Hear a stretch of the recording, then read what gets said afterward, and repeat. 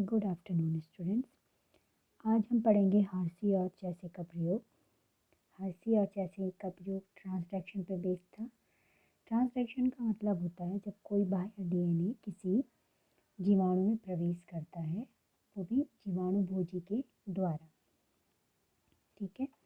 अब जीवाणु भोजी क्या होता है, बैक्टीरियोफेज मैंने लिखा हुआ है, तो एक प्रकार का ये विषाणु है वायरस है।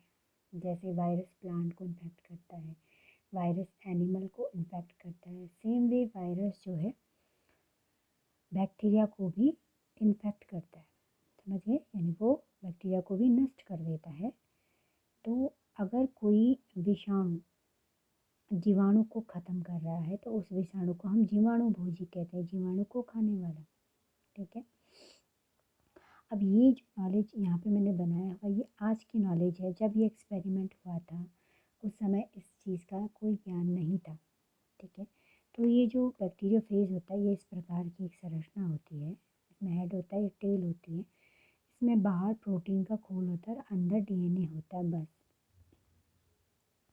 और ये जीवाणु कोशिका है। तो ये जब विषाणु जीवाणु पर अटैक करता है तो ये अपना डीएनए इसके अंदर डाल देता है और इसका डीएनए आपके जो जीवाणु है उसके डीएनए से जुड़ जाता है और उसके बाद अंदर ये अपनी बहुत सारी कॉपी बना लेता है और बाद में ये सेल फट जाती है और बाहर से बहुत से जीवाणु भोजी मुक्त हो जाते हैं। ठीक है। तो अल्फ्रेड ऐसे और चेसल ने क्या किया कि इन्होंने, देखिए, सबसे पहले इन्होंने जो बैक्टीरियोफेज लिया वो T2 बैक्टीरियोफेज लिया। ठीक है। बैक्टीरियोफेज क्या था, देखिए, जीवाणु था इकोलाई और बैक्टीरियोफेज था T2 बैक्टीरियोफेज। इसको हम शॉर्टकट में 2 फेज कह देते, T2 फेज हम इसको कह देते। ठीक है। अब इन्होंने सबसे पहले इन्होंने देखा कि जो बैक्टीरियोफेज था उसके बाहर प्रोटीन का खोल है और अंदर जेनेटिक मटेरियल है। ठीक है। अब पहचानना ये था कि जीवाणु के अंदर डीएनए जाता है या प्रोटीन जाता है, तो इसको ऐसे पहचाना बहुत टफ था। तो इन्होंने यहाँ पे रेडियो एक्टिव समस्थानिकों का प्रयोग किया, जो रेडियो एक्टिव आइसोटोप्स होते हैं उनका प्रयोग किया। इन्होंने 2 आइसोटोप लिए, S35 और P32। ठीक है। P यानी फास्फोरस सल्फर।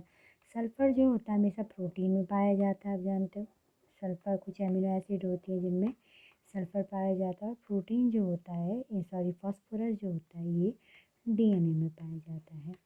तो इसीलिए इन्होंने डीएनए को लेबल करने के लिए फास्फोरस 32 लिया और प्रोटीन को लेबल करने के लिए सल्फर 32 लिया।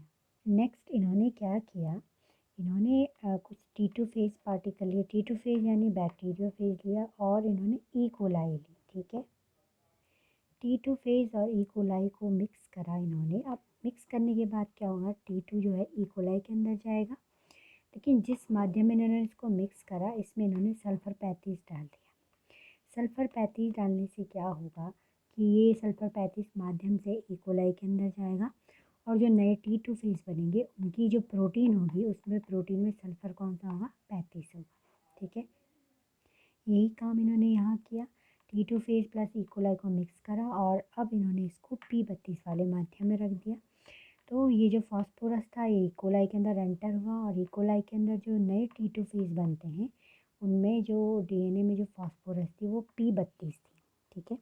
ये कैसे बनते हैं ये मैंने आपको यहाँ पे बताया था। ये देखिए, बैक्टीरियोफेज बन रहे हैं, ई कोलाई के अंदर बहुत सारे फेज बन रहे हैं। अब माध्यम में रखने पर हमने देखा कि इसकी प्रोटीन बन गई S35 वाली और इसका डीएनए बन गया P32 वाला। अब जो नेक्स्ट स्टेप था वो कैसे था उसे देखते हैं। अब हमारे पास S35 वाले T2 फेज और P32 वाले T2 फेज पार्टिकल हैं। दो प्रकार के T2 फेज हमारे पास हैं। ठीक है। PHEC हो गए। अब इन्होंने क्या किया, फिर वही टेक्निक यूज़ करी, S35 T2 phase plus E coli लिया, इसको इम्पैक्ट करेगा। ठीक है। और यहाँ भी इन्होंने ये किया, P32 प्लस ई कोलाई को इन्फेक्ट कराया P32 से। ठीक है। इन्फेक्ट कराने के बाद अब इस ई कोलाई में इन्फेक्शन हो गया, इस ई कोलाई में भी इन्फेक्शन हो गया, ठीक है। अब हमें ये पता नहीं है कि अंदर डीएनए गया है या प्रोटीन गई है। अब इन्होंने इसे सेंट्रीफ्यूज कराया। सेंट्रीफ्यूज यानी बहुत तेज़ी से घुमाया। घर में आपके ग्राइंडर होता है, उसमें इसको मिक्सर होता है, उसमें बहुत तेज़ी से घुमाया ग्राइंडर में। तो घुमाने के बाद क्या हुआ कि जो टेस्ट ट्यूब थी उसमें 2 लेवल बन गए। देखिए जो ई कोलाई थी, जो बैक्टीरिया होते हैं वो भारी होने के कारण नीचे सेटल हो जाते हैं। जब बहुत तेज़ी से हम घुमाएंगे तो क्योंकि वायरस हल्के होते हैं और वो भी इन्फेक्शन अब हो चुका है, तो वायरस का कुछ पदार्थ तो बैक्टीरिया के अंदर आ चुका है, तो भारी चीज़ हमेशा तली में बैठ जाती है, आपको पता होगा, और हल्की चीज़ ऊपर आ जाती है, ठीक है। अब हल्की चीज़ ऊपर आ गई, तो देखिए ये वाले में S35 था, तो S35 प्रोटीन में है।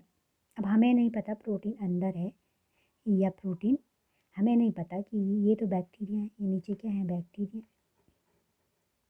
अब हमें ये नहीं पता कि इस बैक्टीरिया के अंदर प्रोटीन गया या डीएनए गया। तो हमारे पास तरीका क्या है ये रेडियो एक्टिव पदार्थों को पहचानने का। अब जब देखा गया तो इस वाले में जिसमें S35 था, इसमें S35 ऊपर दिखाई दिया। कहाँ दिखाई दिया? ऊपर, यानी ये हल्का होके ऊपर आ गया। इसका मतलब ये इसके अंदर नहीं गया। और इस वाले में रेडियो एक्टिविटी नीचे दिखाई गई, नीचे दिखाई दी। नीचे यानी बैक्टीरिया के अंदर, यहाँ P32 की रेडियो एक्टिविटी दिखाई दी। तो P जो था वो आप जानते हो किस में होता है, डीएनए में। तो इससे सिद्ध हो गया कि डीएनए ही आनुवंशिक पदार्थ है। तो ये बड़ा इम्पोर्टेंट एक एक्सपेरिमेंट था जिसने ये प्रूव करा कि जो डीएनए है वो ही आनुवंशिक पदार्थ है। इसी के साथ आनुवंशिक पदार्थ की पुष्टि हुई और ये डिबेट यहीं ख़त्म हुई, ठीक है। आज के लिए मैं आपको इतना ही पढ़ाऊँगी।